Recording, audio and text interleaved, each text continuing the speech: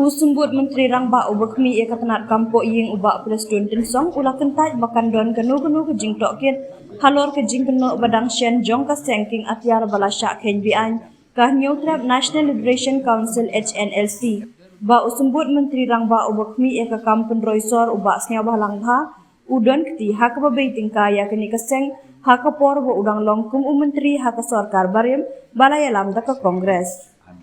Habakren Syllad pathai kubor ubak Presiden ulaong baka sarkar kasngau bakam long satya ke badan kam ban penlong ya ke jingtohkit halor kini ke jingkynnoh jong kini ke sengking atya ngayeng tang halor ke jingpen pau da ubak Sniawbhalang ulah dep ban kren ba umdon satya kanu ke jingade lane ban bei tingka hak HNLC kumta saka epat ngindang le ngayeng halor ke jingkren jong u ulaong habakan tho halor ke jingdawa jong ka seng VPP bat ka Kongres syubuk ladaki don ki kat tu kat ni ki breu ki bom sko tenat ikata ki long ki balai luj ban wat jingtip syuk bat kat ka e ka baki kwa henrei na ka liang ka sarkari ka jingkren ka ba ubak Sniawbhalang ula ai ka dei ka bangilak liang benrap ubak Presiden habakali ubak Presiden ulaong ka jingtohkit ayu empej lada ni haban wan ra ya ke jingtohkit halor ke jingkynnoh ni don daki hajar tali ke jingkynnoh hato phimut ban ong bangidon kam ban tohkit ya ki hajar tali ke jingkynnoh pidon kamru ban snothu ya ka e ke basisha.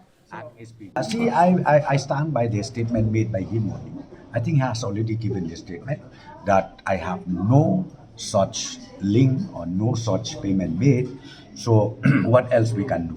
I think that statement, I stood by his statement, and then if suppose now some people or some section people are not happy with that, let them, they are free to find out some more information, whatever they want.